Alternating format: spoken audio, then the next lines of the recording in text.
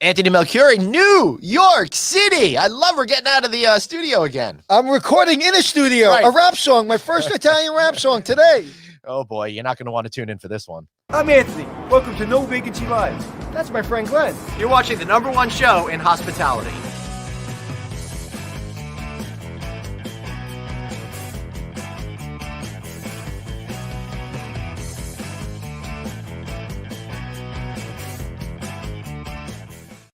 Anthony, I think I could get into this habit of getting out of our house to go places to do cool things. Where are we? We are at Manhattan Center in the Log Cabin Studio today. What a cool production studio this is. This is a great recording studio. The rap artist Timberland really created his sound here, and it was his personal studio from 1994 to 2004. Wow. And yeah, we're here in the larger Manhattan Center. You guys might know the Hammerstein Ballroom. Really, really famous place. This studio here, they just did, they've done soundtracks for films like West Side Story. They did vocals for the movie Isles of Dog. All of the Ben Stiller movies and stuff, their sound was done here. Steve Miller Band has been here. Mumford & Sons has been here. What a cool place we are. So David, our producer, is trying to show you where we are. We can take that graph off and just simply say we're down the block from Madison Square Garden. We are across the street from Madison Square Garden, right by Penn Station, adjacent to the New Yorker Hotel, which is by the same owners over here. And that's pretty exciting. And also, guys, while you're thinking about this, you're probably saying, you know what, I got to get in the technology mood. Well, Best Buy Hospitality can help you with that. As a preferred TV installation partner for Avendra clients, they can deliver turnkey solutions scalable to meet projects of any size that you have out there. Be sure to check them out at bestbuy.com/hospitality. Remember, every dollar spent with Best Buy counts towards your Avendra spend, including appliances, computer technology, signage, and of course, hospitality TVs and solutions. Again, check them out at bestbuy.com/hospitality. But Anthony, the other thing that's really on my mind today is I'm really worried about people saving money on their taxes this year, right? And Bright Support is there to help hotel owners lower your property tax bill. I know you guys out there weren't making as much money last year as you had expected. Don't pay the local jurisdiction the money that you paid them in 2019. No, Bright Support can help you out. Book your free 30-minute consultation now at brightsupport.net/hotels. That's brightsupport.net/hotels. Give them a call at 833-411-2233 and tell them No Vacancy News sent you. And last but not least, of course, we got our good friends over at Ecotech, Anthony, to talk about. I love that last week we brought it with us to Resorts World, and they were so blown away. They're like, how can we get these people's numbers? How can we buy this disposable trash can? It's going to be absolutely perfect for when all of our meetings and conventions come back. Right, Anthony? Absolutely. And I was really excited to see that Resorts World would be interested in the product because I love the product. And talk about disposable. Maybe I need a new partner. What do you think? Are you I knew you were going to go that way. And no, Anthony, I am not disposable. What would you do without me other than probably have a better free-flowing show? I'm really excited about being here because I'm here because of an old friend that we got back in touch with each other. And this gentleman, I can't wait to talk about him and his company and what he's doing now.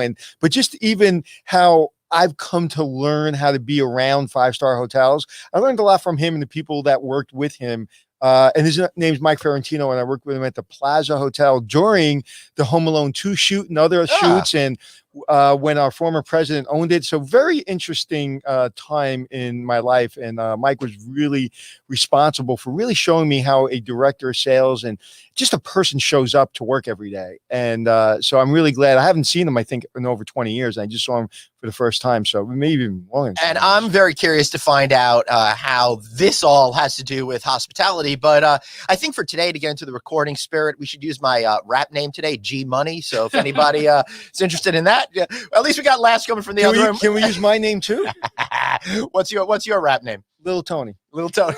The only time anyone's ever allowed to call him Tony is when freestyling on the mic. All right, let's welcome to the show, Mr. Mike Fiorentino and Rob Simons. Gentlemen, welcome to the show. Much. Thank you for having us, guys. All right, I want you guys to know that we are totally physically distanced. This is great. You're actually in another room within the studio where the musicians play, where Anthony and I are out down by where the soundboards are.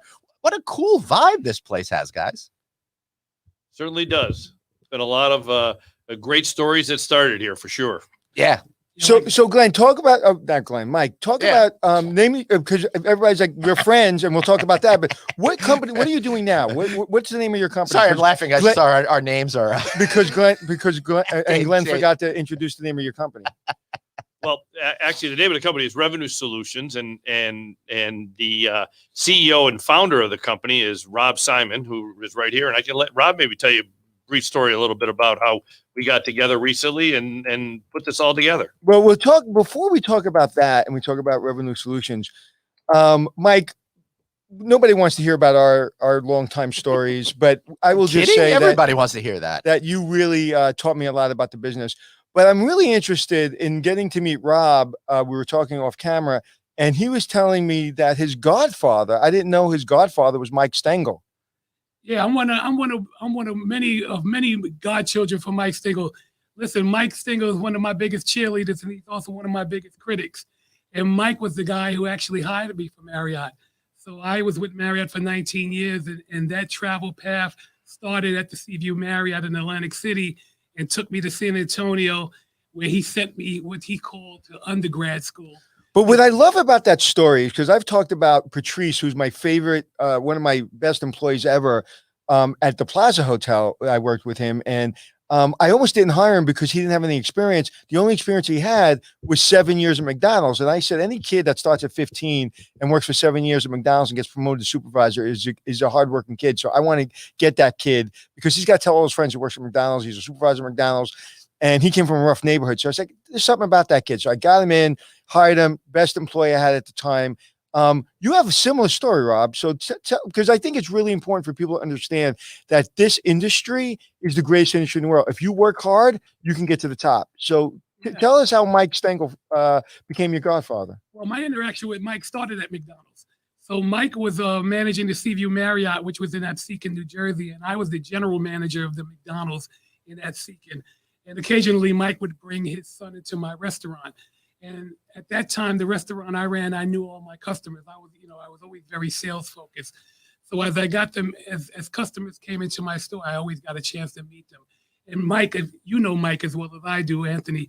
So Mike is it's one of those guys that when he comes in, he's not scared to get engaged. So me and him immediately connected, and we started talking. And Mike started telling me what he was doing in the area and his role with Marriott.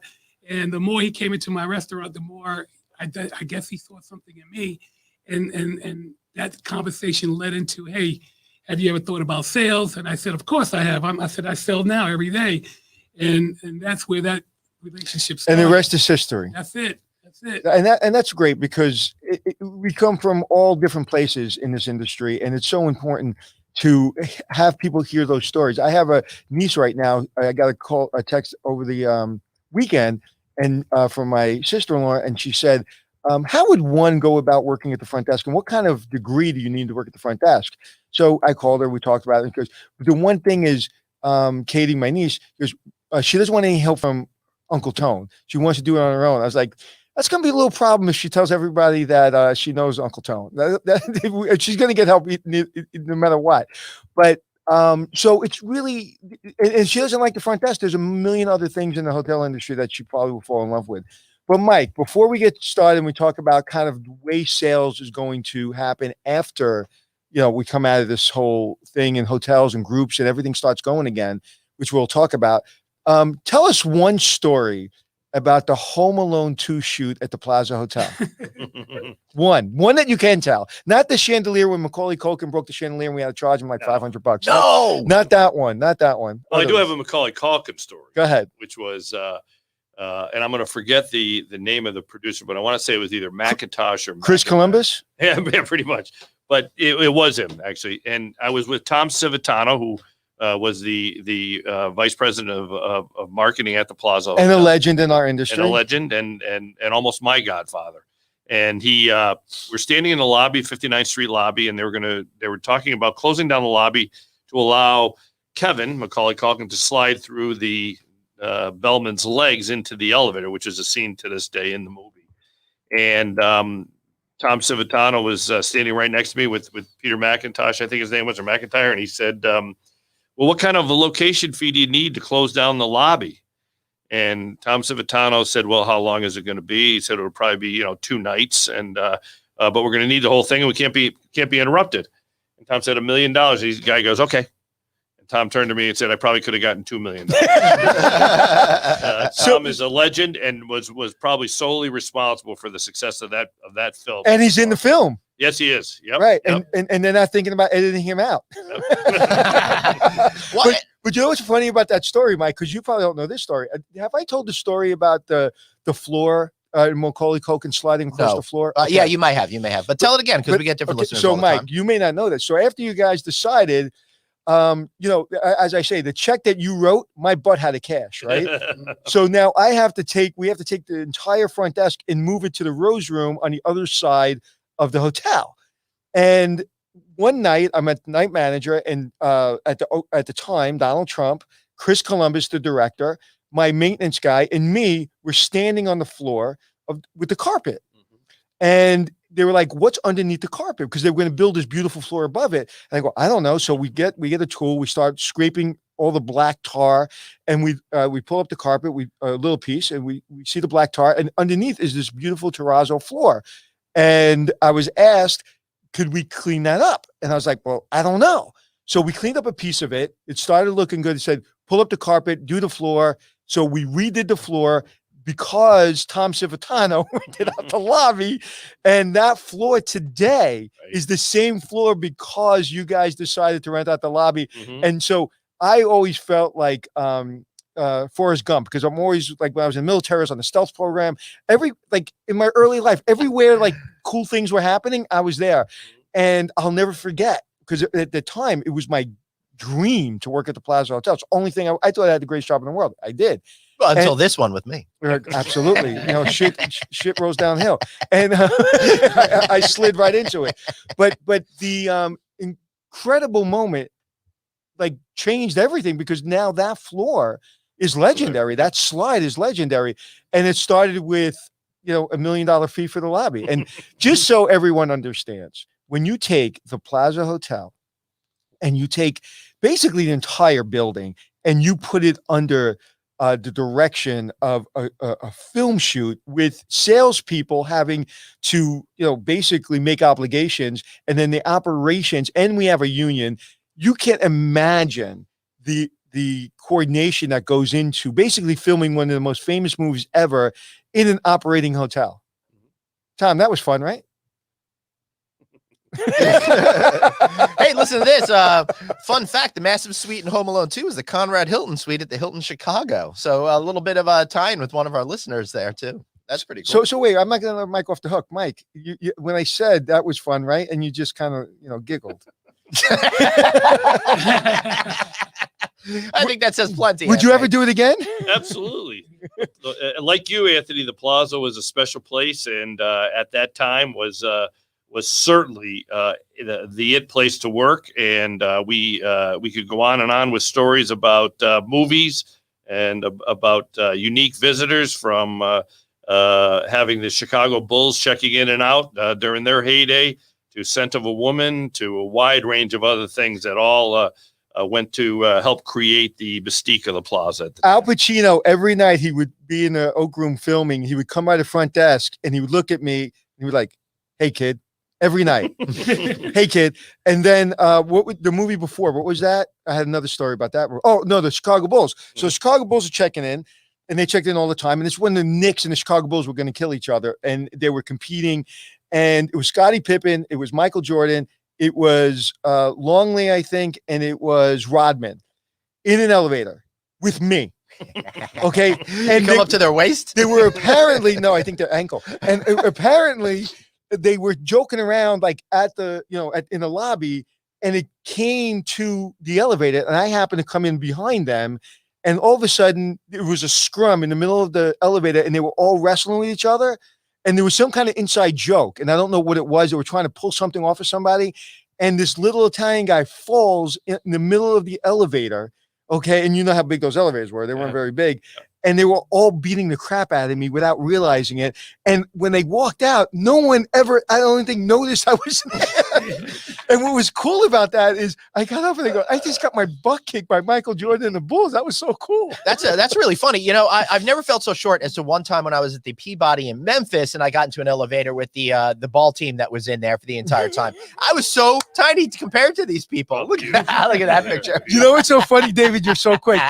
Where did you even get that, Dave? When I saw the coach of the Knicks wrestling, I really felt, I remembered the moment I was in the elevator. It's so funny you pulled that up. But anyway, so we have a lot of good stories. And listen, if you're thinking about getting in the hotel business, get in the hotel business, because we can go on for days and days and days about stories. That's right, because right now is the perfect time to get into the hotel business. It is. It is the perfect time. It actually time. is. I say that kind of tongue in cheek, but there's so much opportunity out there right now. Just a matter of seeing it. At first, I thought we felt lost. We didn't understand what the rules of the game are, but now there seems to be plenty of opportunity for companies that want to have it. So that's why I'm excited to have you two gentlemen with us today, so we can talk a little bit about what are the strategies that you see out there that are going to be coming to the fore that are going to make a difference to our hotelier audience out there when it comes to the future. So how are you seeing the future of hotel sales in a general big picture before we start to drill down a little bit? Well, we think everyone needs to reimagine what they've done in the past and try to find out what those new technologies are moving forward. And, you know, how are they going to best reactivate their sales team? Because right now, everybody is working with limited resources. Everybody's struggling to find out what their customer wants to do. They're dealing with cancellations, and mostly they're dealing with what we call lifts and shifts. They're trying to save whatever business they have on the books and move them to new dates. And I don't know that there's a lot of time being spent on proactive sales engagement. Would you agree with that, Mike? Yeah, I think to a large degree, a lot of hotels are really treading water and trying to define, you know, what does the ramp up look like? What's the timeline for reopening? And there's so many moving parts within the hospitality economy right now that it's difficult to say. But certainly, the approach that hotels are taking right now are being responsive to the cancellations and moving business back and trying to figure out, you know, when is the go time. Yeah, everybody I'm talking to, there's one, I won't say which one, but there's one brand that you guys may know about that feels like they're doing a better job than a lot of them. And there was one company I was talking to, and they're like, they were so flexible with us. It was unbelievable. We may even talk about them on the show. I don't remember. Oh, flexible in what sense, Anthony? As far as dates, moving dates. Yeah, right. Mm-hmm. And so anyway, and that's really what people are going to remember. And as we said in the beginning of this pandemic, the people that do the right thing are going to be remembered like you remember your grandmother. That's right. Absolutely. Because it's going to be such an emotional play that when I thought I was going to lose my company, that my, you know, God forbid somebody in my family was going to die of COVID, and my cash flow wasn't good and everything was just falling apart. It was my worst nightmare. You know, the one thing I didn't have to deal with was my group that basically is going to pay my bills in 2021 or 2022. They're going to move that from me, and I'm not going to be basically bankrupt. Like, that is going to make an entire, not only a relationship stronger, but it's going to make a relationship longer. Absolutely. And listen, I agree with you wholeheartedly. And those folks that have the bandwidth to understand that you're going to need to really partner with everyone in the process and make sure that you said it earlier, being flexible, being able to tell a customer, listen, how do we keep this relationship going? How do we help you through your times, knowing that we're going to, you know, through a time that's just as critical as you? And I spent a lot of time in the last 9 months lifting and shifting plenty of groups. And I can tell you that the hotels that were more willing to be flexible with us are the hotels that are seeing business now continually coming to them for future years to help them, you know, to help them revamp. And also, one of the things that really got to me, because I was in this market a long time, and it was so easy to get group business and to get business in this industry, or in this area. And I'll tell you why. We picked up the phone. For so long, when things were so good in New York City, people weren't picking up the phone quickly. They would go to voicemail. And I had a rule, any hotel I ever ran was 3 rings, pick up the phone. If you're on lunch, you better bring your cell phone with you and it better be forwarded to your cell phone because you have 30 minutes to get back to that client if it goes to your voicemail. And actually, I'm lying. It was 3 minutes. I don't want to think everybody think I was a bad boss, but like you have 3 minutes if you were on lunch. Don't worry, we know the truth. And because everybody could get that business. And people, I can't tell you how many times people would say, somebody picked up the phone like that. Like no one, like you at my 8th hotel because nobody else picked up the phone. Talk about that and how that's got to change. Well, listen, this And hey, Rob, if you could pull your microphone a little bit closer to yourself as well, that'd be really helpful. not a problem. Thank you. Listen, this pandemic has made everyone has made this industry reset. And Anthony, I'm telling you, we got to go back to the basics. You know, we talk about this proven, repeatable sales process. Well, that's the 4 steps. That's building that rapport, qualifying, suggesting the next step, and closing. And to your point, we now have to get back, communicate face to face on the phone, make sure that we're checking in with our clients to see where they're at and take a temperature check on what they're willing to do and what's the timeline that they really want to talk to us. Speaking of temperature checks, I got one of those just coming in here to the Manhattan Center in the Log Cabin Studio. Yeah. But I know we're talking about a different type of temperature check. Rob, you said something really important, those 4 steps. Now, there's a lot of people out there that came into the industry when we were already on a post-Great Recession upswing and might never have seen such an adverse environment. Well, none of us have, but particularly the new people. So what are those 4 steps and why are they so essential in understanding how to get new business? Because those 4 steps really get you acclimated to the clients that you're working with.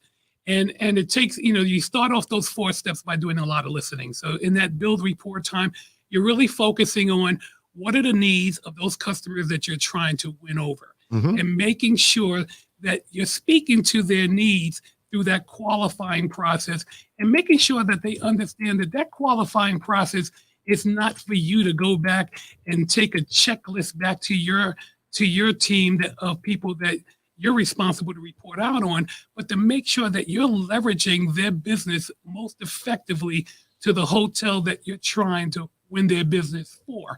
So, when I'm talking to customers and customers are telling me, hey, Rob, you're asking me way too many questions, I'm telling them, you want me to ask you all these questions because you need me to understand what it is that you want me to do for you and best position you to make sure that we can deliver on whatever it is that you're looking for from a hotel. You need me on that wall. You want me on that wall. Exactly, absolutely. And most importantly, I want to be able to communicate that messaging up and down on my side at the hotel. And that's the one thing that, I had a lot of great success with at Marriott. We had a process in place where all of the sales guys were empowered to get everyone included. And I'll use Mike as an example. Mike was our biggest sales advocate. And when we brought Mike into a sales environment, Mike knew more about our customers than the sales manager at the competitor. So when we walked in and we did a site visit and I introduced Mike Stengel, he was able to deliver a lot of questions that maybe Glenn or an Anthony, who was the customer, wasn't willing to give to me, but there was more willing to give to Mike because they had the boss in front of them. And, interesting. So it made that conversation, it made that ease of flow of letting them know, hey, these guys done some homework about us. And we raised the bar, and we also raised the bar for our competition, because when they walked into our hotel, they knew that you had the general manager, the hotel operator, the executive chef, the director of sales and marketing, the sales guy, the event guy, the housekeeper, and the convention services on board, and we all knew about their business. Mike, I'm going to ask you a question. Do me a favor. Look in the camera. Don't look at Rob because I know he's, near you, but just look at the camera because not most people know he's near you. So, but not too near to be inappropriate. No, he's definitely separated. He's definitely separated. But look in the camera, and you can see Rob here. Yep. I know you miss him, but he's, you'll see him later. I miss him. I can't handle him. This has been my biggest problem in this industry, and because I'm impatient, I probably have this problem as well. But I'm not a sales guy. How do you teach a young person or even an older person how to sell a person without selling anything, with just building that relationship? Because we're so impatient. We want the contract signed. We want you to sign on the dotted line. how do you teach that? Because I would imagine in your part of our industry, teaching someone that is the difference between having a superstar and having somebody that's just trying to make their incentive. I maintain that our industry, at the time Rob and I were maybe coming up, provided some of the best sales training in any industry. And, it really did start with doing the proper research and understanding who your client was. And as Rob said earlier, asking the right questions and probably most importantly was listen. What are they really saying? Sometimes you read between the lines and you determine, what it is that we can provide. I think the ability to be proactive, to start, pick up the phone and get engaged with the process allows junior level salespeople to meet some pushbacks and obstacles that maybe they don't have all the answers for, which is certainly something that is considered a part of the learning curve. But I do think that the getting a young person engaged is to start with researching who your markets are, are you going to be talking with within the corporate market, the National Association market, whatever it might be, asking the right questions, as Rob suggested, and as important, listening to what they're saying and then acting based on what you understand there needs to be. Right. I find one of the issues that I see out there is that people don't take the time to do enough learning ahead of time. So when they get into the room, they're not properly prepared to really build that rapport because they're working from a deficit. I don't understand why younger people don't do that and older people. I'm finding an experience these days where people keep trying to sell me stuff on LinkedIn, but I can tell by giving me the pitch that they don't know anything about me. Most people just think I own a hotel. Dude, you just hit it. I get those pictures all the time. And not only I delete them, I unfollow them. And I'll tell you why. Yep. Because you didn't take the time to know who the hell I am. Right. When you say to me, well, it seems like our companies align and it looks like, you're in the same industry as me. It's like, what? Like you're not even saying, like, you didn't even do a Google search on my name. And, I'm pretty easy to find on Google. That's right. So you didn't do a Google search on me and you're trying to sell me something? Go screw yourself. And I may need the product, but I'm not going to get back to you because that is just a terrible way to approach me. Well, let me tell you a funny story. When I first started selling, my biggest criticism that I used to receive was that I was great at building rapport and then I went right to the close. And I had a guy named Doug Corbett tell me, he says, Rob, I want you to think of the sales process as dating a girl. Right. Think about a girl that you like and then think about the sales process. What do? You spend time building rapport, telling them about yourself, and then you're qualifying them. You're asking them all the reasons why, because you want to understand if they're the right girl for you. I just tell them I know Mike Fiorentino. Yeah. But you got to make it relevant to something that they think is important, and they don't get it until they understand that it is important to them. I also think that though the technology that's available, sometimes it aggravates us to deal with young salespeople that, oh, well, I sent them an email, and you know what, I want to get them on the phone. We're on a level still in this. We're in the hospitality Right. business, so let's have a conversation. The communicating through email and that kind of thing is not going to work, and I don't think that there's anywhere near as high a percentage of close that we would get if we had and opened up a dialogue, and the give and take that comes with that is very different than simply sending an email. And the more I see young people on the phone, making phone calls, being proactive, I think the better success rate they'll have. And I think what's happening now is voicemail and email are now stepbrothers. Okay. Because voicemail, my kids don't know how to use voicemail on their phone. They have never set up their voicemail on their cell phone ever. Right. They have no idea how to do it. They don't know what a voicemail is. They've never listened to a voicemail. That's what's happening with email, and people aren't getting that. Like, emails don't work anymore because of you're flooded with all these advertisements that we really are sick and tired of having to delete all these emails, that even when you get an email that may be important, unless it stands out, unless you know that person, you're done. So I say to everybody that knows me, text me, you get an answer. You email me, good luck and God bless you. And so we, as a sales Including tool, me. email doesn't work anymore. It doesn't work.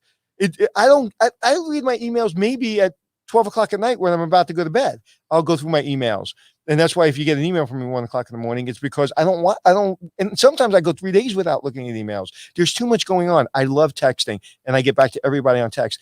So like, that's what people have to understand. Phone calls and caring about people. As a salesperson, you have to sell, you have to make incentives, you have to make your numbers, but you also have to care about people in a real way. And when you have so many things going on, you have so many incentives and budgets and forecasts to hit, how do you build that rapport with people? Because by having that hour conversation with somebody is taking me away from something else I have to do in order to make my sales goals. Like being an impatient person, that would not be a good job for me. So how do you manage that? Well, for me, it's about setting a brand standard for yourself. And so say that again. It's about setting a brand standard for yourself. Everybody write that down. Yeah, totally. Okay. Setting a brand standard for yourself. Write that down. Everybody just learned something. Go ahead. Right. Preach. So what do I mean by that? Every customer that I interact with, I try to make sure that the messaging and the communication is consistent and that they know that they can rely on me to do what I say I'm going to do and not waste their time. So when we're getting in that first dialogue and building rapport, and it's a customer I just met, it's critical for me to let them know that, listen, I'm not looking to waste your time. I'm looking to understand what's important to you. I'm looking to understand to see if I have a product that's deliverable for you. And if not, I'm going to get out of your way. But if you tell me that I have something that's deliverable, I'm going to work my hardest to become your biggest advocate to make sure that I can deliver for you. And so what happens, and I love that. I love the word advocate. I love that if it doesn't work, I'll be out of your way. I love all that because that resonates with me. If you use those words with me, I'm like, I love those words. But what do you do when you do all this work? You spend all this time and you don't get the deal. How do you train a young person not to quit or not to go home and cry and not to give up? You just tell them that you had a great practice session. So put this under the bucket of great practice. So today you practice well. Tomorrow you're going to do better at the game. God, I love that. And I also think there's a big success even in sometimes in failure. You know, Rob had mentioned earlier, wrapping in the other department heads, the other people in the hotel. You know, you're a sales leader when you're out there facing the customer.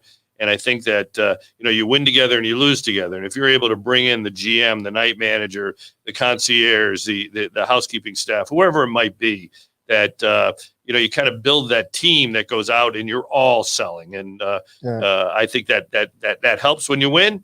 Probably eases some of the pain when you lose. So Rob, I love that. And, in fighting, you say you win or you learn. Right. Exactly. And that's true. And Mike, we were just talking about Joe Carino, who we both worked with. And we said that Joe is one of the best at, when he worked at the Plaza Hotel, of really coming in and celebrating the front desk. So when he needed a favor in sales for a VIP, he got VIP treatment as a salesperson because I knew his name. The other people just treated us a lot of times like a widget. They just needed to pull us out of the toolbox when they needed us. And we weren't so excited to help them.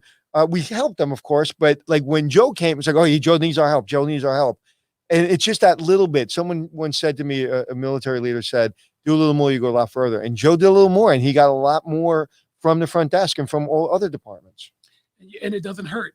That engagement doesn't hurt because you want the employees that are helping you deliver whatever the services you are to your clients to know who they are. And you want to make sure that those employees understand that you appreciate, that you understand what they do to help you get your job. Right. And it wasn't little things at the Plaza. It was things like, okay, you have two big weddings maybe, or you have two big parties, you have two big companies, and who's going to get that suite? That we have one last suite and we have a junior suite. Who's going to get that big suite? Is it going to be Joe? Or is it going to be meeting his client, or is it going to be somebody else's client? And it was always Joe's, and that's what we're talking about. We're talking the difference with this man just spent a year trying to get this client. And now is he going to get the small suite or the big suite? If you're nice to the front desk, we make things happen. So how do you guys break people of the habit when we're talking about building rapport to stop using those electronic means of communication and have some more interactivity, either via a Zoom call or a phone call, something that you connect better? Because I see with younger people in particular, not a swipe at them, they're just coming up in a different time when technology is different. They're very accustomed to communicating in a very different way than I was forced to learn how to communicate in the 70s and 80s. I think it starts with the ability to communicate with the customer on their terms. You Mhm. know, we have a lot of young folks that are working with us and are accustomed to the electronic type of communication. Right. Well, you know, if you're talking to, I'm going to be 70, I'm going to be 60 years old this week, and I can tell you that I don't necessarily respond as easily to a text message or an email as I Right. would possibly to a telephone call. So, you know, if as long as we can provide background and some information on who the customers are, let this young salesperson go out there and try to communicate in the way that the customer would be most responsive. So, Mike, you're 60, but you feel like 70. So that was a Freudian slip. Right, exactly. So, like, when we get back to business, and you're starting to see it percolating around the country, you're starting to see groups kind of dip their toe.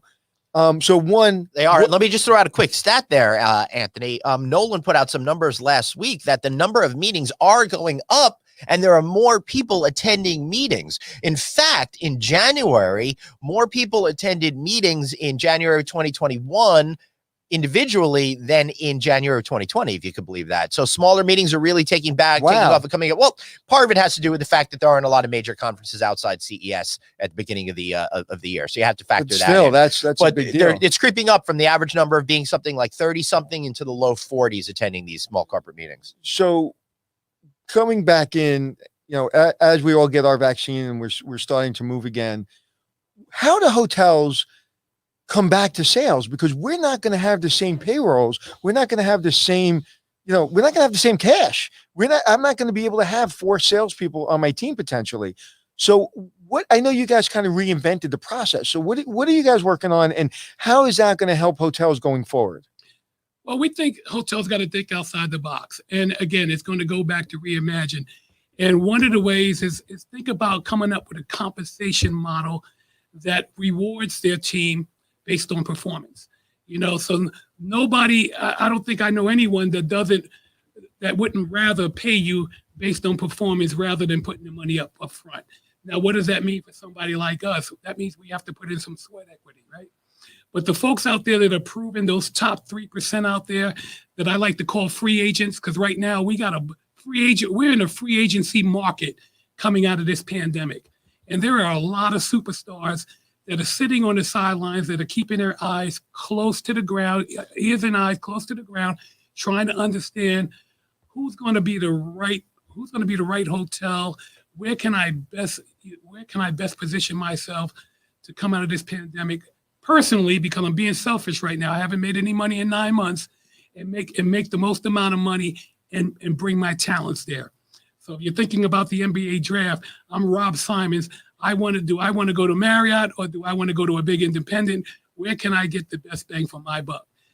Well, what kind of advice would you guys have?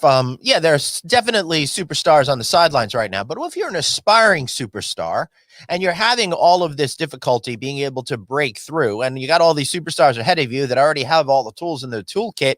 What could you be doing in order, after you build rapport, to really make sure that you could be an excellent salesperson that's made for the post-COVID era?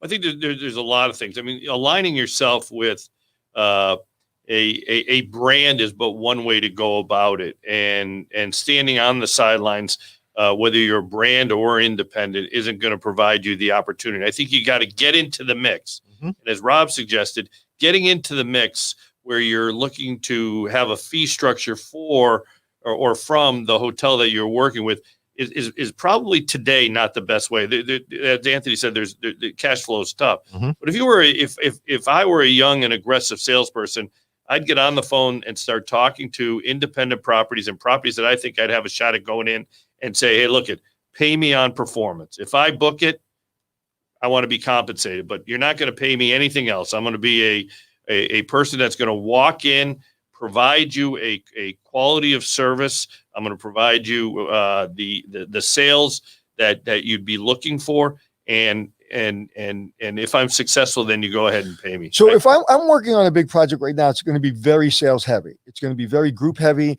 So if I say, which we may say, hey, Mike, why don't you fly out, see the project? How does this work?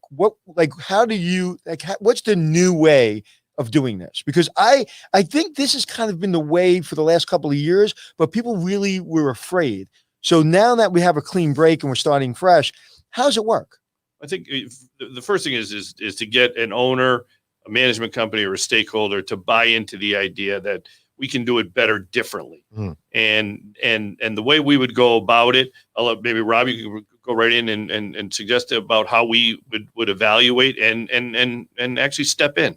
Listen, it starts with determining your position within the trading area that you're in. Right. And if you're going into a new market, you can equate it to a performer when like opening a hotel. There's a basic performer that's out there, but it's transparent feedback with the ownership, the asset managers on where do you envision your sales needs and where can we plug in and help. Now, we're primarily focused on assisting those hotels that are looking to ramp up their group sales efforts. So hotels that require groups, that require their hotels to be successful with a strong mix of group business, that's where we're starting our focus at. But it starts with determining your positioning, building a roadmap that's actionable and that's measurable. And I want to say that's key because I've been to thousands of hotels. Everybody talks about actions, but the measurements are not there to support the actions, or they're not measuring them enough to make sure that they're moving the needle. Yeah, we were talking this off camera, and we were talking about our friend Rose Genovese. Again, we all know each other in this industry, and in talking to Rose over the weekend, she's like, we have to pull through. We have to. What's on the books and what we're thinking about, and what our outline is for whatever project we work on. How do you pull it through to each outlet, to the spa, to how's that group going to use our hotel, and make sure we have groups that will use most of what we have at the hotel. So I think that is really critical. And I would imagine, Rob and Mike, you guys are 21, 22 years old. I'd imagine you have you have a pretty good database. Absolutely. You probably know every group that's happening in America right now. Well, listen, we've been doing this for a long time. So we have a network of clients and a network of sales associates that are positioned and ready to join us. So not only are we positioned to come in and manage the lead volume that's coming in at the properties that we hope to partner with, we're going to be able to bring some new customers that we know book New York. So I have a question, Mike. When we say Rolodex, we go back to that big Rolodex on our desk years ago. When kids today, they think about a computer system. I'm going to guess you still have that big Rolodex on your desk. Well, it's backed up by a computer. But you still have it, right? I certainly do. Because it just makes you feel comfortable, right? Yes. I still have every business card I've ever gotten because it just, if somebody threw out my business cards, it'd be like throwing out my top baseball cards. It's like, don't do that. That person's not there anymore, and he's probably dead 3 times, but it doesn't matter. I need that business card. Do you just scale the business cards against the wall, see if you can win other really good business cards? We flip them. Yeah. That's what we should do, right? Yeah.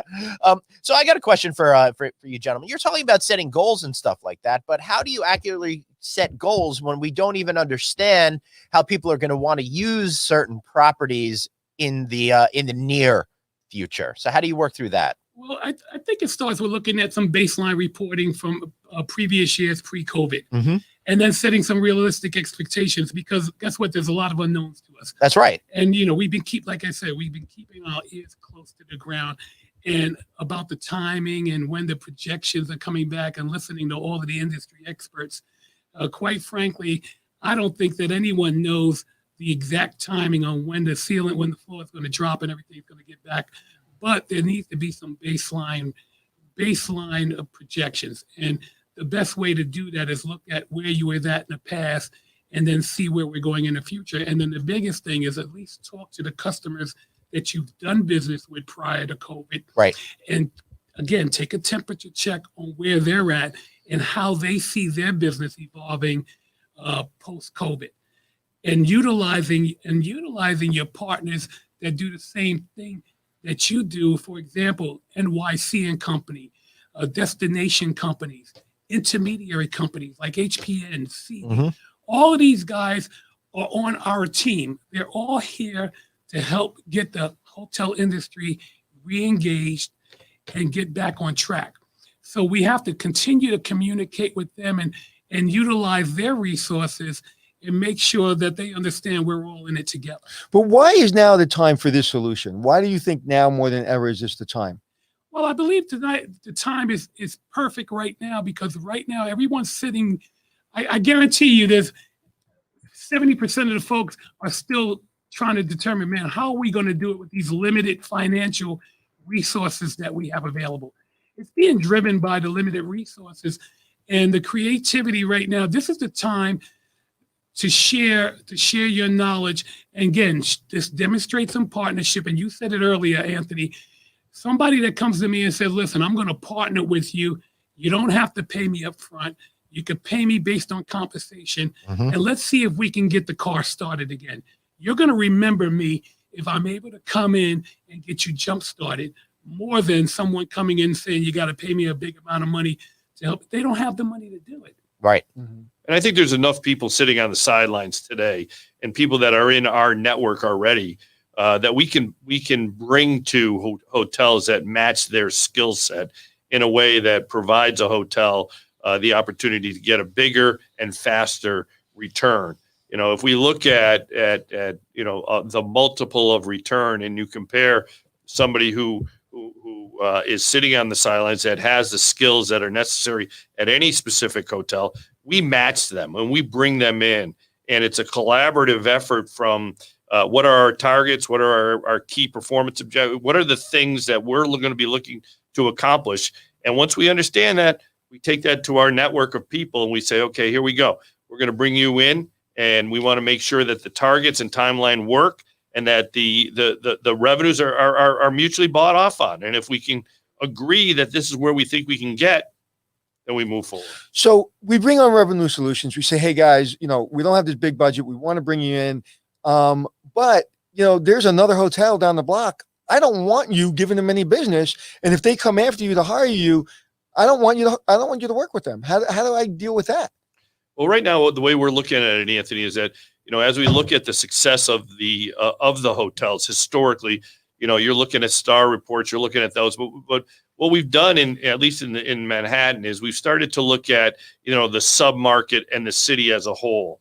And it would be unlikely that we would take a project that would fit into the comp set, but that's changing. Hotels have closed in Manhattan, and the neighborhoods have tended to at least in the short term look to drive some business. So it would be hard for us to accept something or properties that would be in competition with each other. We would look to move to another city, move to another destination, move to a different submarket, and certainly stay off the same star report.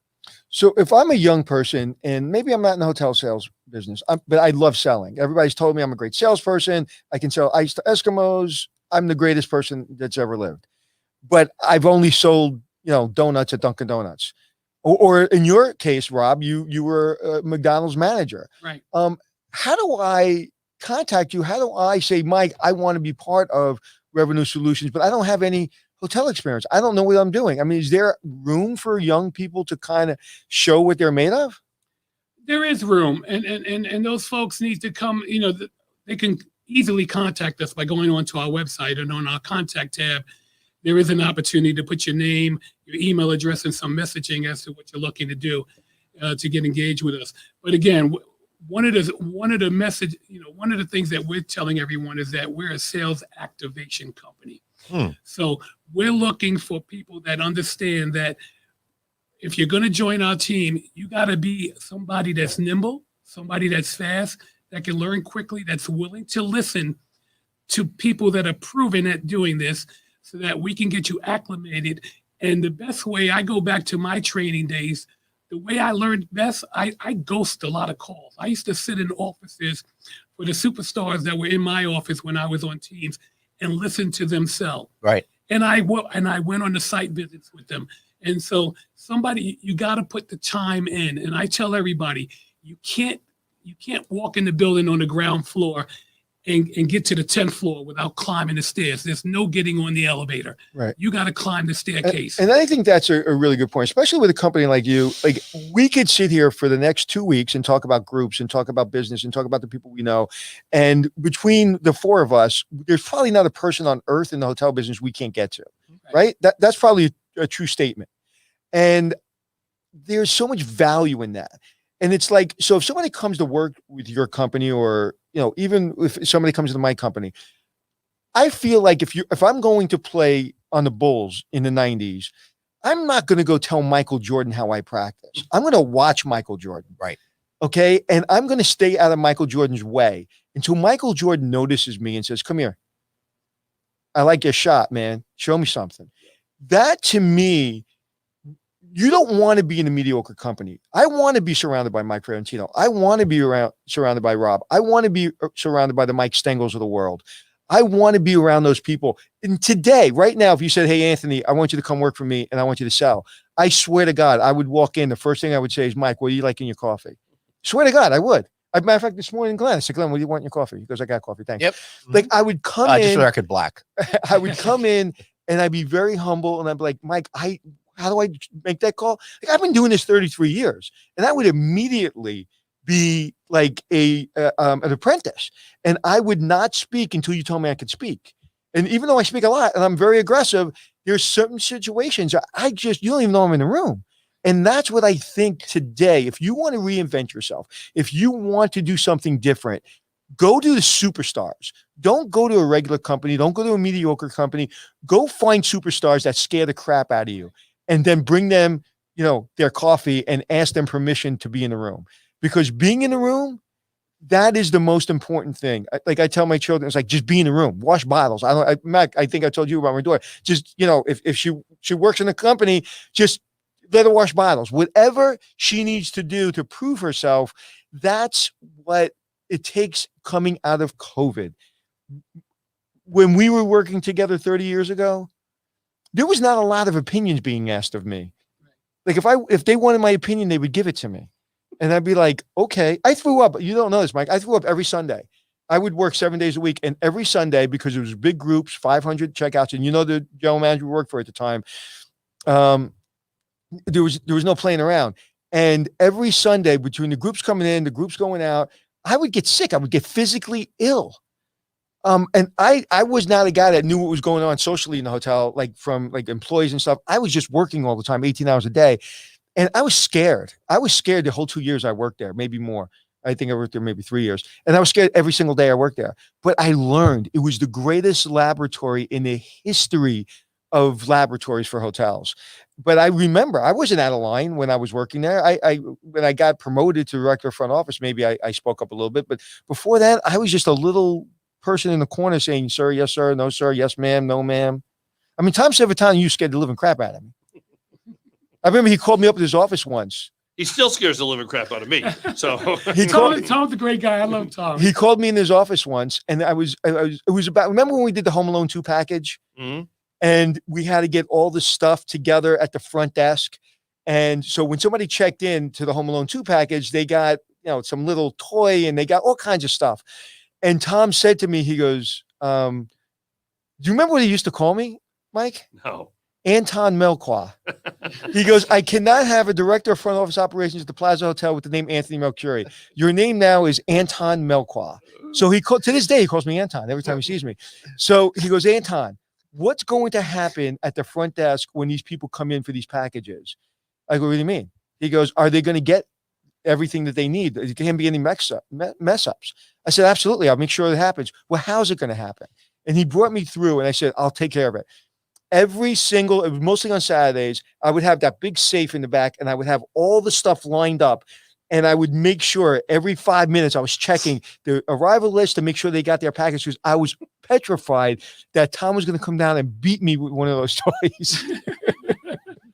A little doll of Joe Pesci, huh? So a couple of statements, and Michael Weinberg, no, you are no Aaron Burr. Do not worry. You're always where it's happening over there. But Mark Sperenza says there's a plethora of experienced hotel salespeople currently on the sidelines. Can't imagine bringing on the novice. could you say what do you think? Wow. Yeah, Okay. that's a pretty. That's a real good question. I got some opinions about that, but guys, go yeah. ahead. I think we start with, those, I guess they call them subject matter experts. The business that is needed in hotels has to happen quickly as we look to a ramp up timeline. So we're going to bring in people to start that are available, that are willing to step in on a performance basis, that have a defensible resume, somebody that we can bring into the hotel that is a qualified salesperson with considerable history.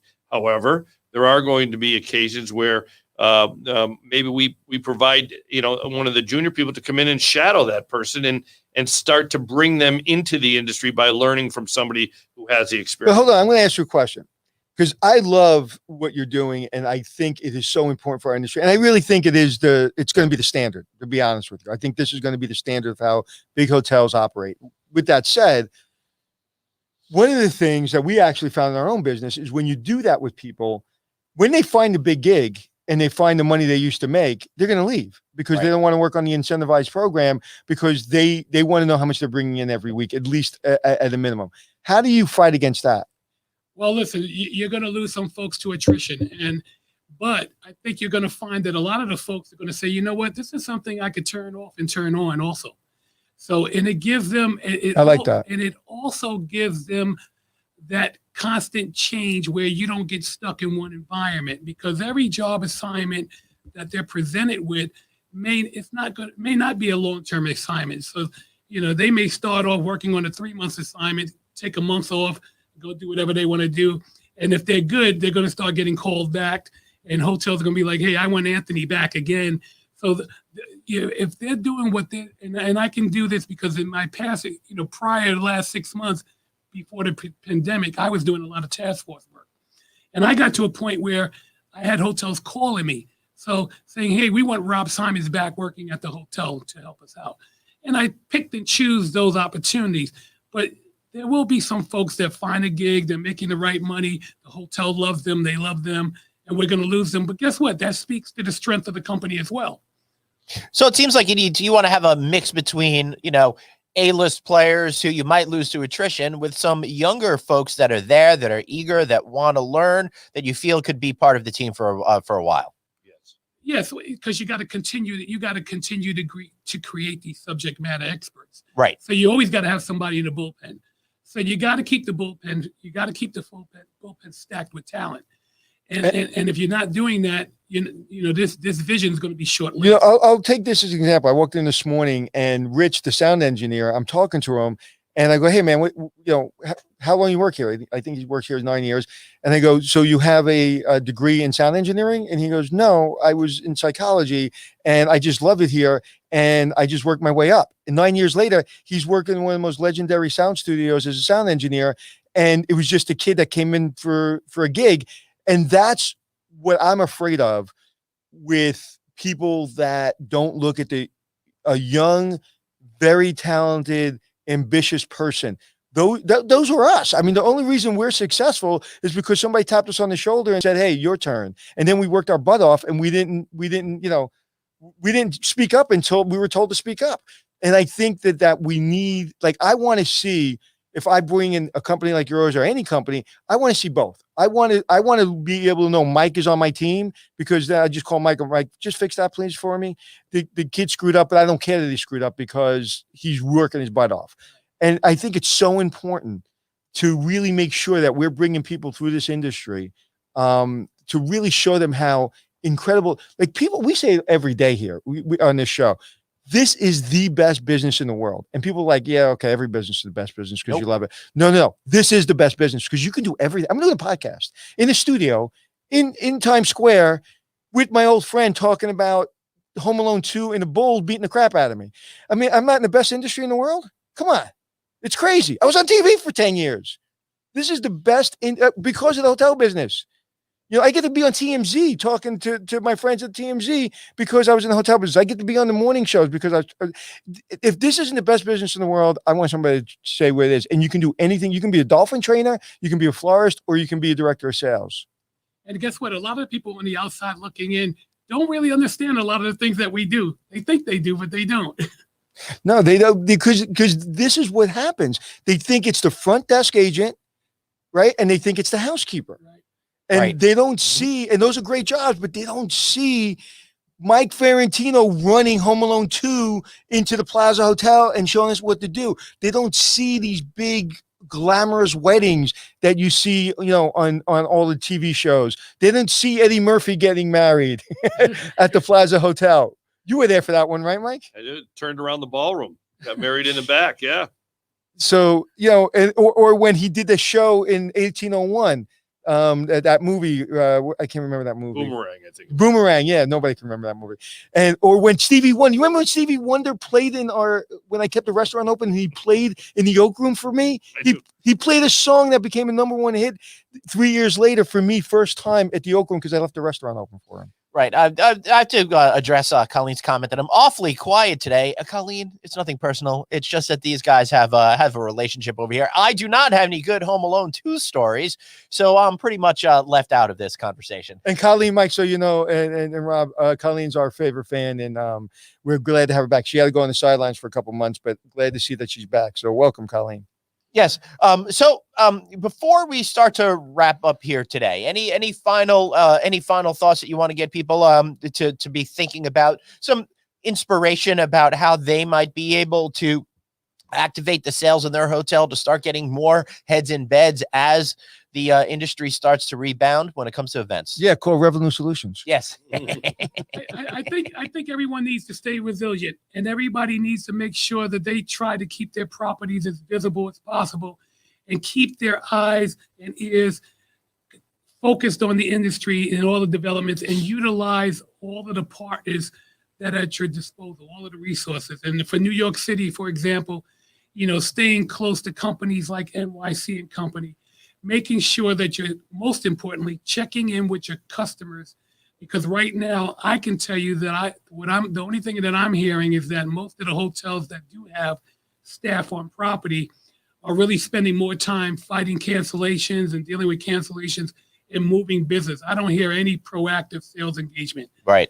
And I think everybody needs to understand that they need to understand what their customers are doing and when they're getting ready to get back engaged, because you don't want to be on the outside looking in. Right. And wouldn't you, like, if I was a sales guy in charge of a big property right now, you know what I would do? I would have like one of those 5 o'clock cocktail hours with a whole bunch of clients and say, hey, every, third Thursday of the month, we're going to get on and we're just going to talk about the industry, because a lot of people maybe don't want to talk about what's going to happen because they don't know if they're going to have a job tomorrow. Right. But just keeping them engaged, they're going to remember that.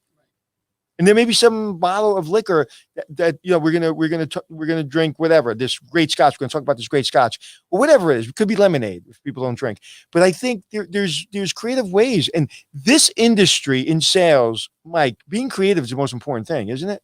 I agree. I think that the way you approach a client, the way you build out your sales and marketing team, looking at just reimagining, as Rob always points out. And the truth is that this is the perfect time to try it. We have a great industry with some tremendous talent sitting on the sidelines. Give us the opportunity to come in on a performance base and give us the chance to accomplish some of the things you need to accomplish, only differently. Right. And to me, it's the most important part of my business. If I'm going to take over a big hotel, is this piece. And so there's two things that have to go on, right? One, I have to know I'm with the best, because I'm not going to have a lot of, like, you can't say, hey, we tried for 3 months and we couldn't get groups to your hotel, because I won't have a job tomorrow. Right. Like, I won't have a hotel tomorrow. What do you mean you didn't make it happen? Like, you have to make it happen, Mike. Like, Rob, you have to make it happen. It's like, these are the numbers, these are the goals. Can you do it? We'll see. Oh, see you later, because you got to make it happen. If you can't make it happen. And that's the great thing about having your own team, because you're holding them accountable every single day. Right. I don't know what's happening in your offices or your company, so I can't control that. So I have to have blind faith that you're going to take care of me. And that, to me, is when you go after guys like you, who've been it, done it, sold it, saw it, invented it, and created it, because you have everybody in our industry that sell or buys into our industry on speed dial. Right. And then last piece, we're going to measure it. So the one thing we're going to do, we're going to provide some reporting that's measuring what we say we're going to do. and again, and those realistic expectations with the ownership of those hotels that we're working with. So last but not least, is Mike Stengel a good godfather? Mike Stengel is the best godfather, and he has a lot of godchildren. Mike, is Tom Civitano a good godfather? Tom Civitano is the best, always will be the best. And someone's frightened. Somebody's listening. Somebody's listening. You know Tom Civitano's listening. I don't know if he is. He's always listening. Yeah, no question. Yeah, Tom may not be the biggest podcast person in the world. But how do we find you guys? Shameless plug time. Well, you just go right to the website, revenue-solutions.com. Revenue-solutions. There it is, right on the screen. Right on the bottom. And at the contact page, it gives you an opportunity to put your messaging in there, your name, your email. And my name and email address is also on that contact page. And we'll promise we'll get back to you. So if I'm a young guy and I go on LinkedIn and I find your profile on LinkedIn and I DM you and say, hey, I saw you on the podcast. Can you give me 5 minutes of your time to talk about my career? Would you be open to that? Absolutely. 100%. Absolutely. Okay. See how fast they did that? We didn't practice this. Nope. And a lot of people would be like, oh, did Anthony just open his entire audience to call me or DM me on LinkedIn for opportunities or to see what I can do with my career? They both said yes so quickly without any reservation. It wasn't like, oh, I'm going to do Anthony a favor. It was like, of course, that's what we're here for, and that's what we need to make people understand. Reach out. I know there's a few people that I haven't gotten back to in the last week or so. I've been a little busy this week. So keep reaching out to me and I will get back to you. I promise. Right, gentlemen. Thank you so much for being here. We thank you for having us today. We really appreciate it. Yeah, that was great. We really appreciate you. Thank you so much.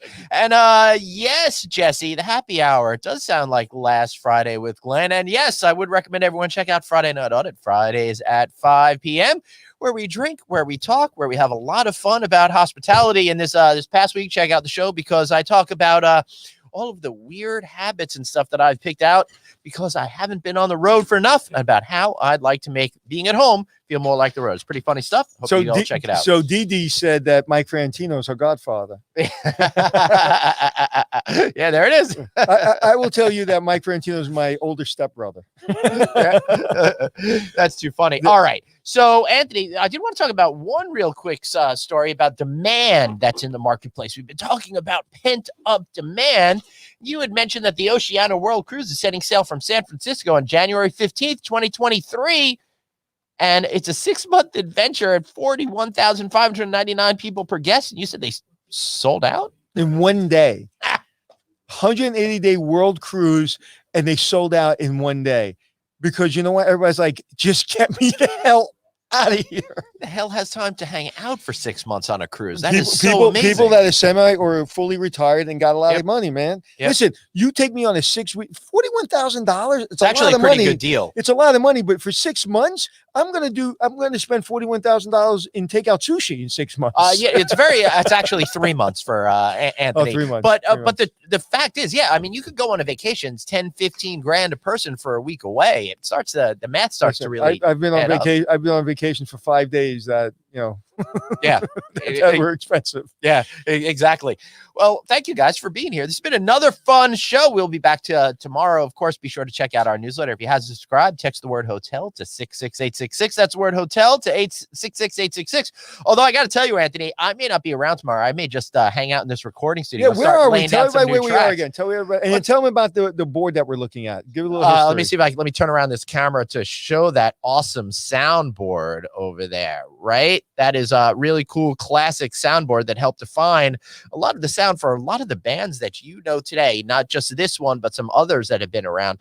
For example, some of the most definitive albums of all time have been on there, kind of like Pet Sounds was done on one of those albums and a whole lot of other stuff. I love that the Steve Miller Band was in this place recording things. And what's the name of the gentleman just passed away? What's the name of the? Totally forgetting. Niece or something like that. Where's my phone? I should have written that one down. Oh, well, we don't want to keep you guys here worrying about that all day.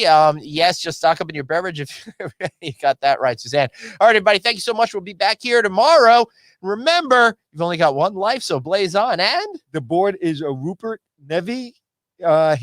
Almost everything recorded in music since the 60s has had his sound. So he just passed away the other day. So I figured I'd pay tribute to him. Thank you. Enrique, thank you for that note, my friend Enrique. Yeah. And as I say, Be kind to yourself. All right. See y'all tomorrow.